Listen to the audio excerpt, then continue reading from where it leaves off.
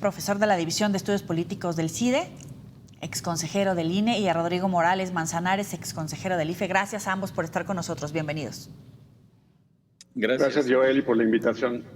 Es muy interesante este comunicado, los argumentos que exponen ahí tanto los exconsejeros y los magistrados, que se han subido a este debate de la sobrerepresentación. ¿Qué buscan particularmente con este documento? Porque estamos en los días, en las horas cruciales previo a la resolución del Instituto Nacional Electoral, Benito. Bueno, esta es la elección que ha pasado, es una elección que realmente ha generado resultados sin precedentes y está establecido en el artículo 54 de la Constitución que existen candados, llamaríamos candados constitucionales, que buscan proteger el pluralismo, buscan proteger que los partidos minoritarios tengan una representación proporcional a los votos que recibieron en las elecciones y que las fuerzas políticas mayoritarias no se sobrerepresenten de manera tal que terminen convirtiendo a la oposición en un mero espectador, en una mera fuerza política testimonial, porque nuestro sistema constitucional prevé que las minorías tengan derechos, entre ellos el derecho a interponer acciones de inconstitucionalidad para que la Suprema Corte de Justicia haga el control de constitucionalidad de leyes aprobadas por la mayoría. Entonces, si no se aplican esos candados establecidos en el artículo 54, el sistema deja de operar con esas características y esas protecciones que se establecieron en la Constitución para garantizar nuestro sistema democrático pluralista, y se convertiría en un sistema donde hay una concentración de poder excesiva, desmesurada, más allá de lo permitido por la Constitución. Entonces, quienes firmamos esa carta estamos haciendo un llamado a los consejeros para que hagan, y a los magistrados electorales, para que hagan su trabajo de interpretar la Constitución, no de manera literal nada más, sino como la misma Constitución y la ley se los exigen, de manera sistemática y funcional. Es que es interesante, Rodrigo, porque, como bien dice Benito, llaman a los que van a tomar estas decisiones a que utilicen efectivamente su conocimiento, su experiencia, su sabiduría, un sentido de justicia, que utilicen la norma, el aparato para preservar lo que dice la Constitución, para preservar el Estado de Derecho, la repartición como debe de ser, más allá de los huecos o interpretaciones amañados que en algunos casos la oposición denuncia que se ve por parte de Morena y evidentemente los partidos aliados. Sí, mira, en efecto, como ya lo planteaba bien Benito, lo que originó, digamos, la preocupación de este grupo de exconsejeros y exmagistrados tiene también que ver con el origen muy desafortunado, diría yo, de este debate público. Quien dio origen a esto fue el anuncio de la Secretaría de Gobernación el lunes después de la jornada electoral. El PREP todavía estaba en marcha, todavía no había cerrado, y ya había anunciado como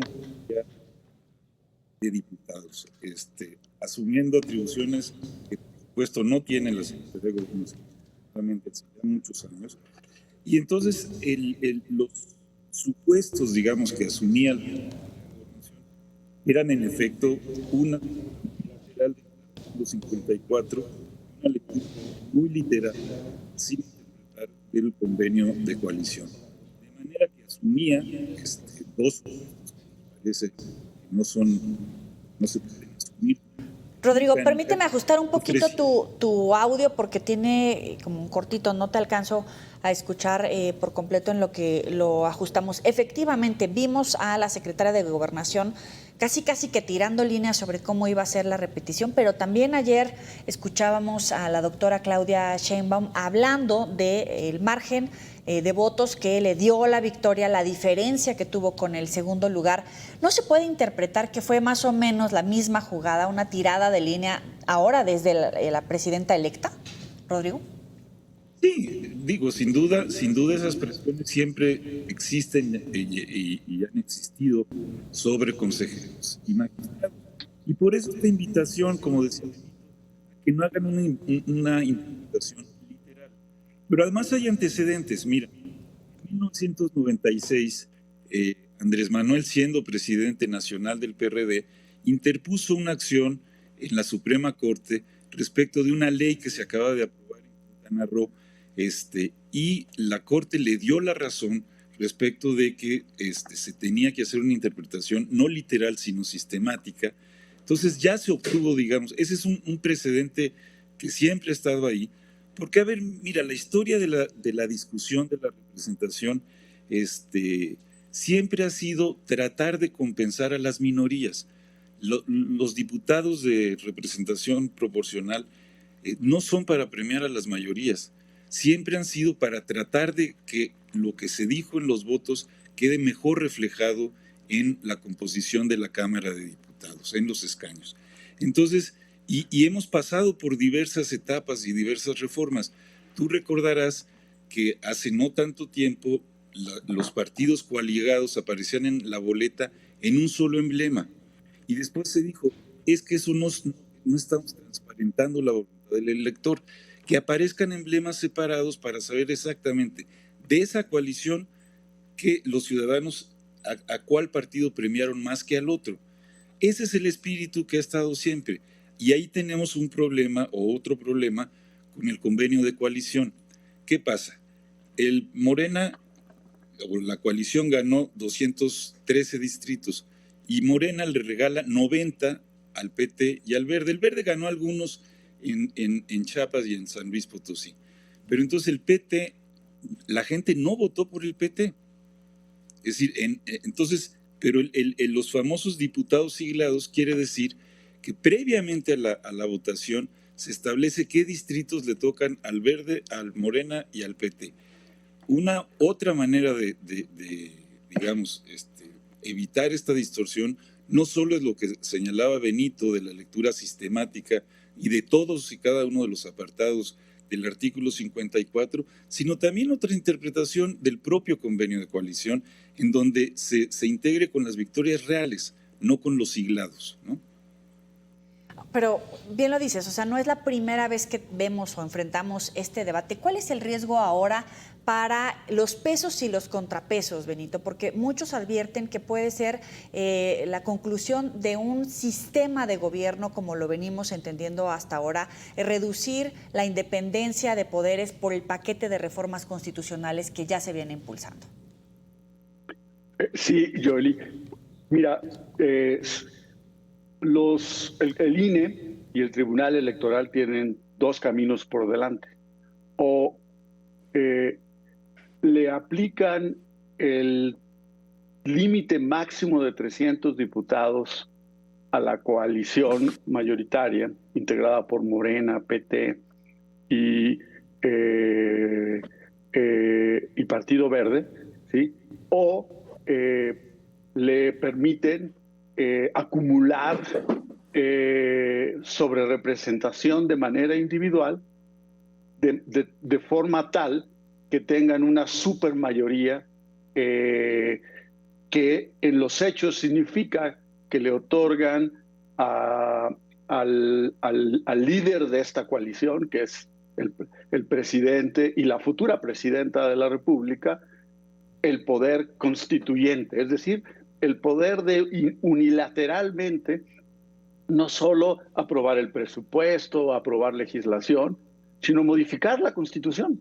Ese poder es un poder absoluto, porque ante ese nadie puede hacer nada, ¿sí? No puedes interponer un amparo, no puedes interponer una acción de constitucionalidad, no puedes interponer una controversia constitucional porque ante el poder constituyente no hay nada que hacer, ¿sí? Eso significa que los contrapesos quedan completamente anulados y tendríamos una situación que no hemos visto en México desde 1985, ¿sí? En la cual todo el poder está concentrado en la dirigencia en los hechos de la fuerza política dominante en el Congreso, que en este caso sería